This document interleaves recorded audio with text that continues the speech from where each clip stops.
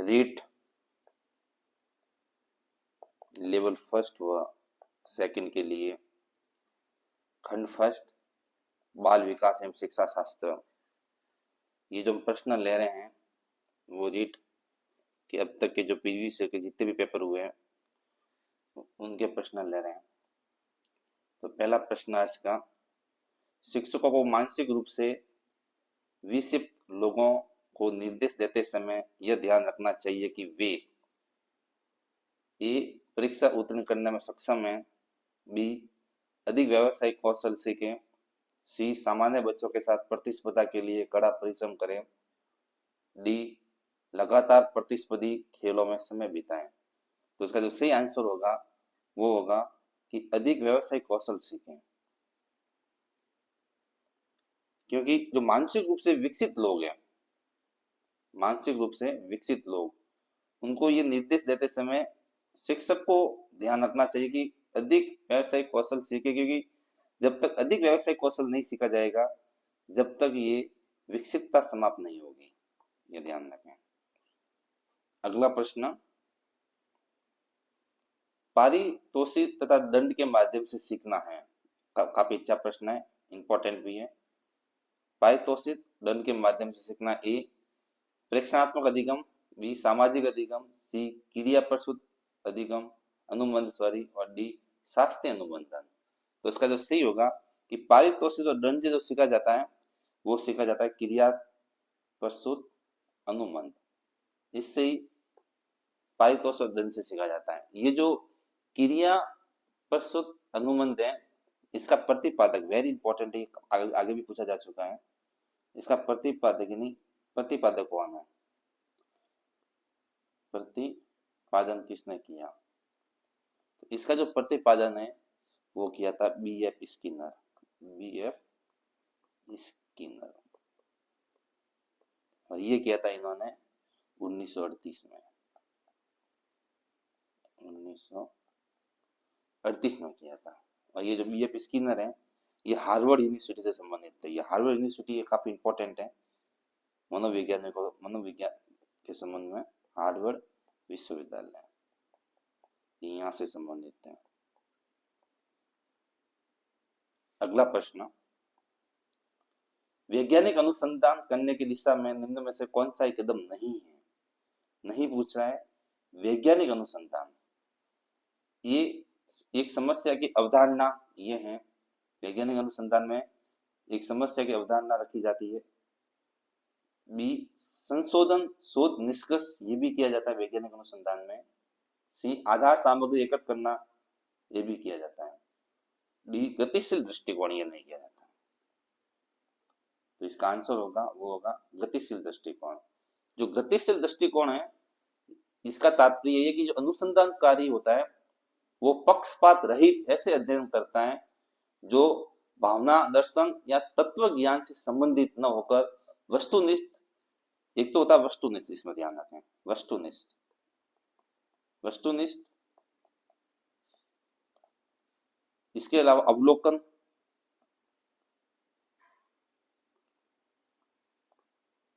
अवलोकन और परीक्षण,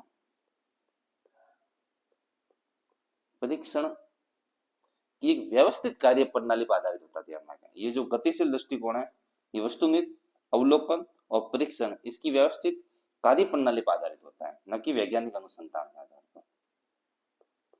काफी अच्छा प्रश्न था। अगला प्रश्न, परीक्षण की खाली जगह का संदर्भ दो भिन्न अवसरों पर एक ही परीक्षण पर किसी व्यक्ति द्वारा प्राप्त लाभांकों की संगति से है। यानी ये पूछ रहा है कि जो परीक्षण है इसमें संदर्भ की दो भिन्न अवसरों की एक ही परीक्षण पर किसी व्यक्ति द्वारा प्राप्त लाभांकों की संगति से है। तो ये विश्वसनीयता, बी वैधता, सी वस्तुनिष्ठता, डी उपयुक्त में से कोई नहीं। तो परीक्षण होता है इसमें जो दो भिन्न अवसर होते हैं, इसमें एक ही परीक्षण पर किसी व्यक्ति द्वारा प्राप्त लाभांकों की जो संगति होती है वो विश्वसनीयता पर होती है। नहीं, विश्वसनीयता होनी बहुत जरूरी है, ये ध्यान रखें, क्योंकि जो परीक्षा होती है उसकी विश्वसनीयता का जो संदर्भ है वो दो भिन्न अवसरों पर एक ही परीक्षण पर किसी व्यक्ति द्वारा प्राप्त संख्याओं की संगति से होता है, ये ध्यान रखें, विश्वसनीयता। अगला प्रश्न, काफी अच्छा प्रश्न है और ये बार बार पूछा जाता है, इंपॉर्टेंट है। सीता एक डे केयर सेंटर में काम करती हैं, वेतन कम है और काम के घंटे लंबे हैं, लेकिन वह बच्चों के आसपास रहना पसंद करती हैं और उच्च वेतन वाली नौकरी की तलाश की कोई इच्छा नहीं रखती है। ये सीता प्रेरणा किस प्रकार की लगती है? जो सीता के अंदर ये प्रेरणा है कि भाई मैं कम वेतन प्राप्त करके भी मुझे यही रहना है बच्चों के बीच में, तो ये आंतरिक भी बाह्य, सी स्वार्थी भी बाहरी, तो ये जो प्रेरणा होती है ये आंतरिक कहलाती है, ध्यान रखें। क्योंकि जो सीता है इसके अंदर मातृत्व की भावना है बच्चों के प्रति, बच्चों के प्रति जो सीता की भावना है वो मातृत्व की भावना है। मातृत्व, और मातृत्व होता है वो आंतरिक भी प्रेरणा होता है। इसके अलावा जो आंतरिक में आता है, आंतरिक में इसके अलावा भूख, ये भी आंतरिक है, प्यास ये भी आंतरिक है, काम ये भी आंतरिक है, परित्याग ये भी आंतरिक है, परित्याग के अलावा मल मूत्र ये भी आंतरिक, ये इंपॉर्टेंट है, काफी बार आ चुका है, सॉरी।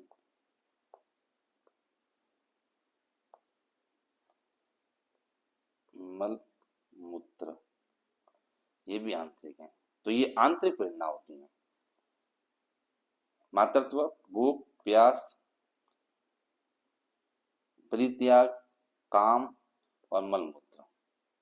अगला प्रश्न, प्रतिभाशाली की पहचान में हमें प्राथमिकता देनी चाहिए। काफी अच्छा प्रश्न है। ए माता पिता की राय को, बी वस्तुनिष्ठ परीक्षा का परिणाम, सी शिक्षकों की राय, डी सामुदायिक दृष्टिकोण। तो जो प्रतिभाशाली की पहचान होती है वो वस्तुनिष्ठ परीक्षा का परिणाम होती है, यानी कोई भी प्रतिभाशाली बालक है, कोई भी प्रतिभाशाली बालक, उसकी पहचान होगी वस्तुनिष्ठ परीक्षा का। प्रतिभा वस्तुनिष्ठ परीक्षा के द्वारा ही पहचानी जा सकती है। और ये जो वस्तुनिष्ठ परीक्षण होता है, जो इसके अलावा प्रतिभाशाली जो पहचान होती है, एक तो वस्तुनिष्ठ परीक्षा का परिणाम, इसके अलावा जो होगा उपलब्धि परीक्षण के द्वारा भी आप प्रतिभाशाली का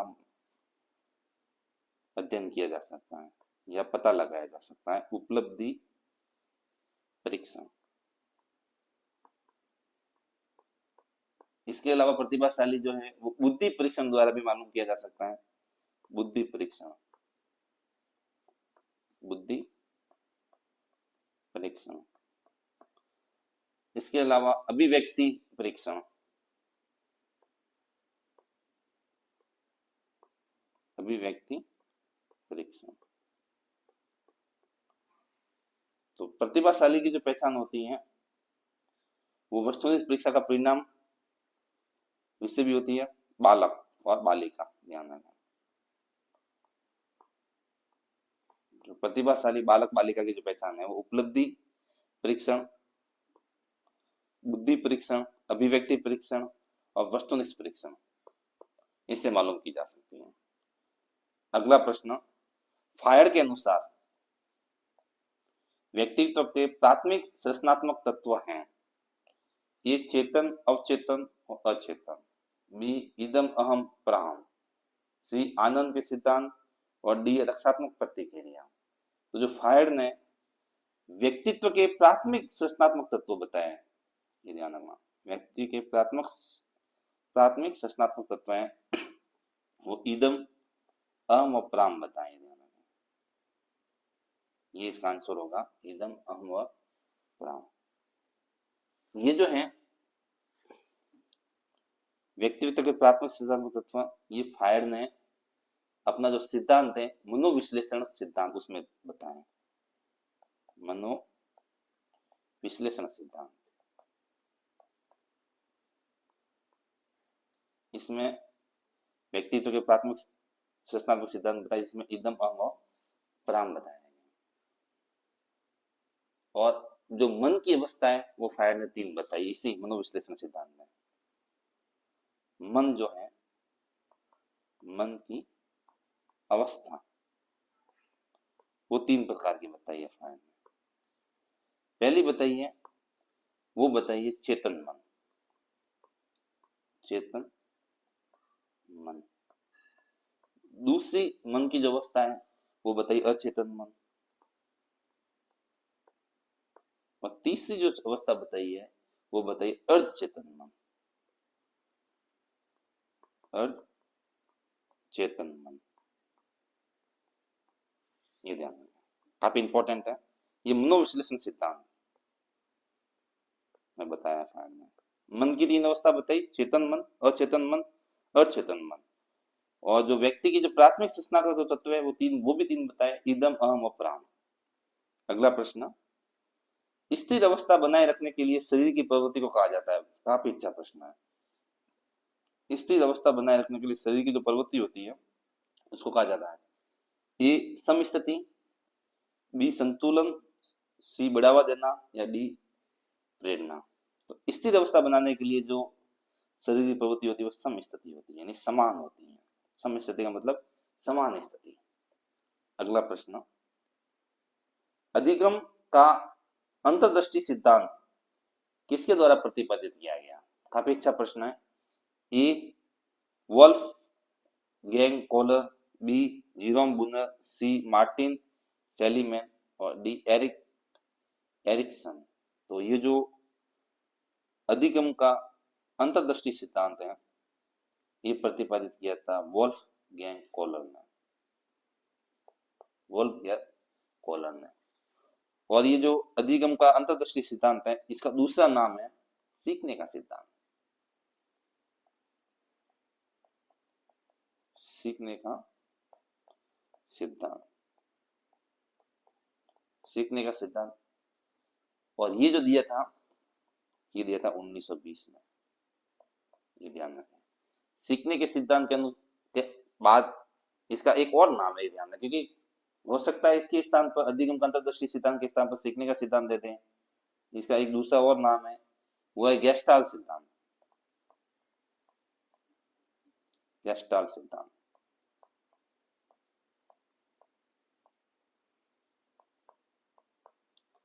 एक और नाम है पूर्णाकार सिद्धांत,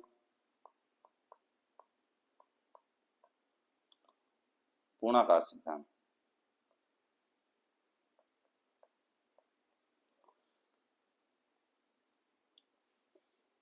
अगला प्रश्न,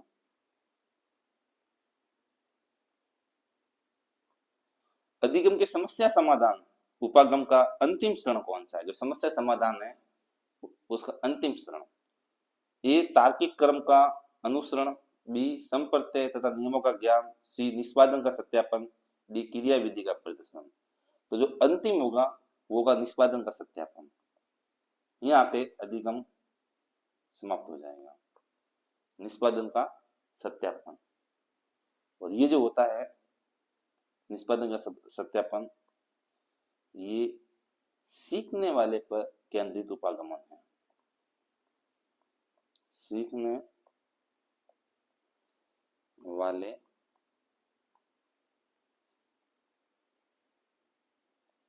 पर केंद्रित होता है, केंद्रित।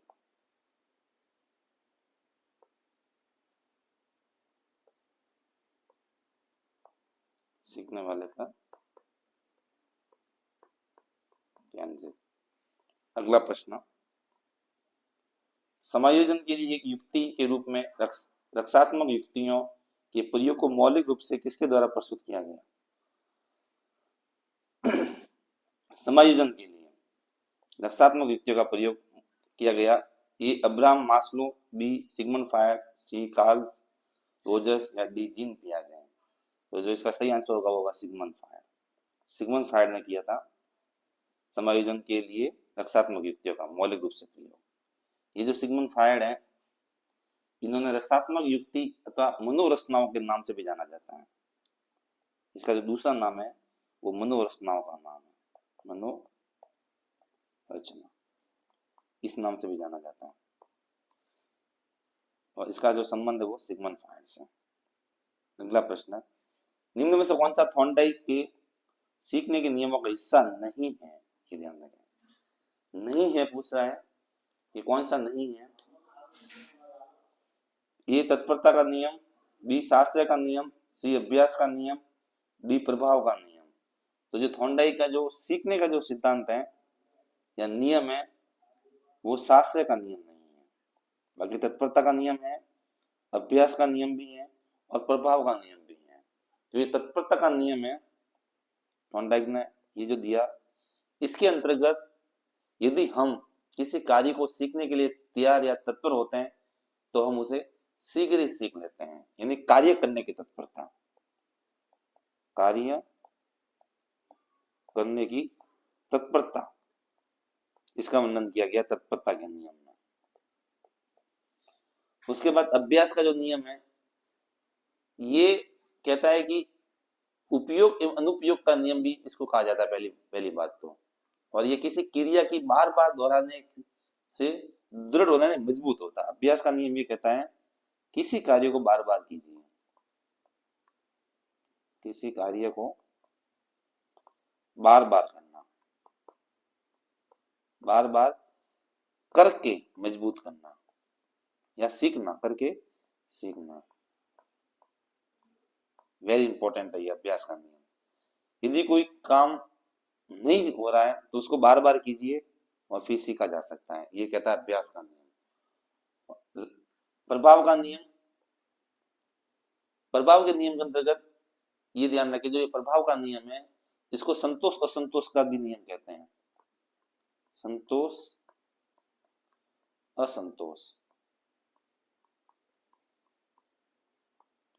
इसको प्रशंसा तथा दुख का नियम भी कहा जाता है। और इसमें कहा गया है कि सीखना यदि कोई चाहता है जिसका परिणाम हमारे लिए हितकर होता है या जिसमें हम सुख और संतोष मिलता है, यानी हम ऐसा कार्य सीखेंगे इस प्रभाव के नियम में जो हमारे हितकर में है और वो काम करके हमें सुख की अनुभूति होती है।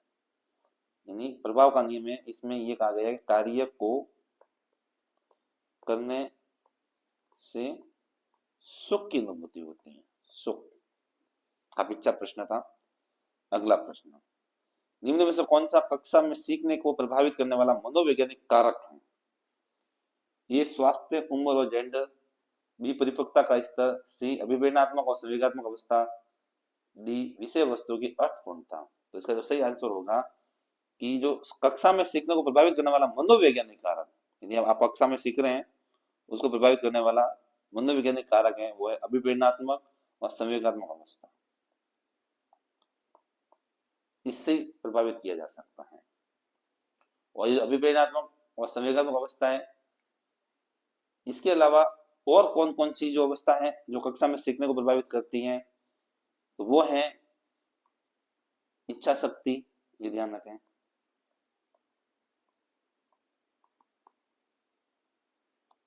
इच्छा शक्ति भी प्रभावित करती है, रुचि भी प्रभावित करती है, रुचि, रुचि के द्वारा महत्वाकांक्षा, वेरी इंपॉर्टेंट है ये महत्वाकांक्षा, महत्वाकांक्षा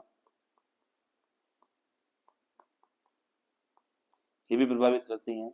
ध्यान, ध्यान सबसे इंपॉर्टेंट है। यदि आपके कक्षा में ध्यान नहीं है सीखने में तो आप नहीं सीख पाओगे, तो ये ध्यान का ध्यान रखें, ध्यान का ध्यान रखें। अवधान, संवेदना ये भी जरूरी है।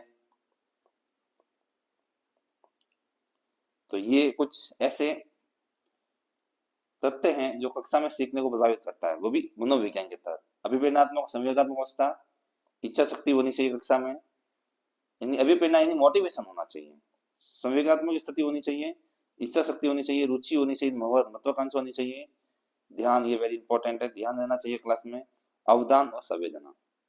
अगला प्रश्न, राइट डब्ल्यू एलन के द्वारा कौन सी शिक्षण अधिगम विधि प्रस्तुत की गई थी? ए सूक्ष्म शिक्षण, बी दल शिक्षण, सी मस्तिष्क विलोप या डी अंतःक्रिया शिक्षण। तो ये ड्राइव डब्ल्यू एलन है, इसने सूक्ष्म शिक्षण अधिगम विधि को प्रस्तुत किया था, ये ध्यान रखें। काफी अच्छा प्रश्न है और ये जो है इन्होंने दी थी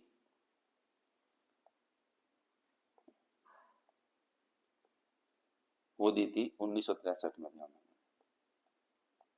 ये जो सूक्ष्म शिक्षण विधि है राइट डब्ल्यू एलन ने 1963 में दी थी। इसमें क्या होता है सूक्ष्म शिक्षण विधि में, वेरी इंपॉर्टेंट है कि 5 से 10 छात्रों का समूह बनाया जाता है। 5 से 10 छात्रों का समूह, और उनको सूक्ष्म शिक्षण यानी 5 से 10 मिनट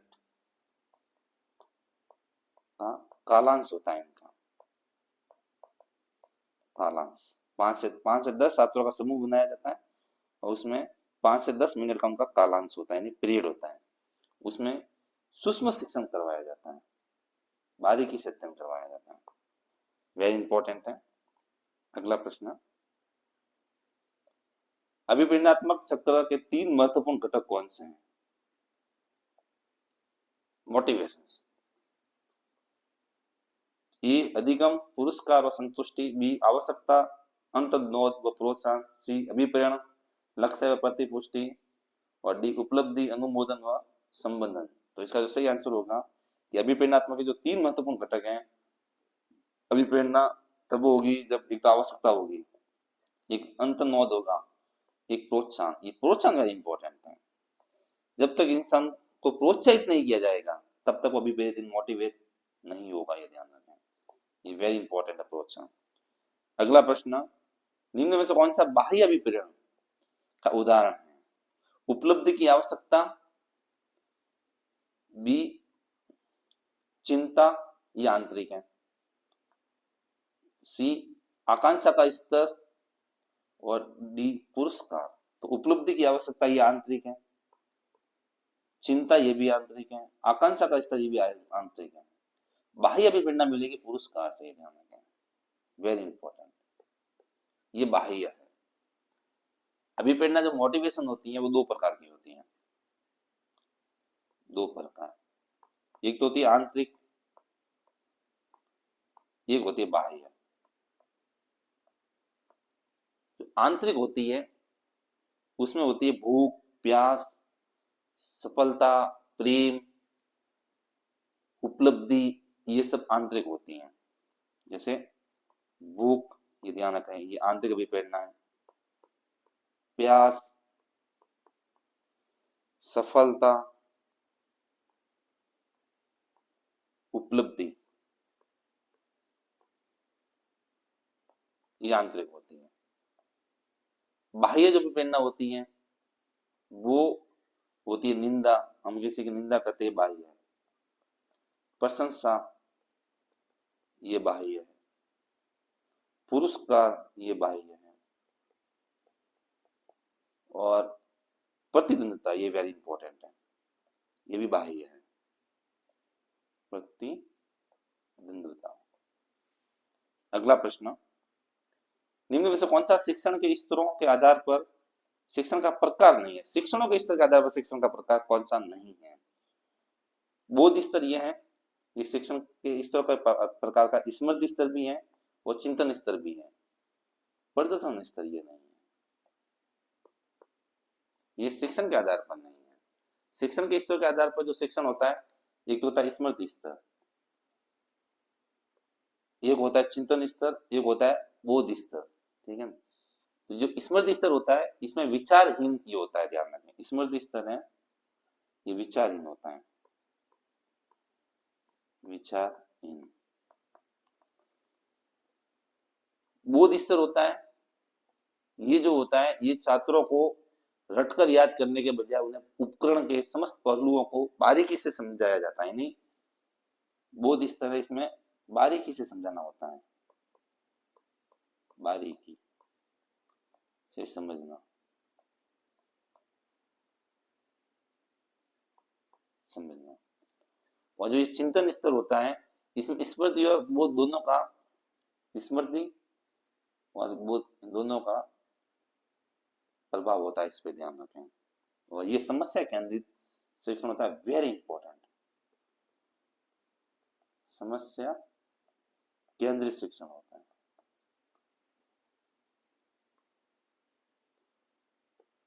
वेरी वेरी इंपॉर्टेंट।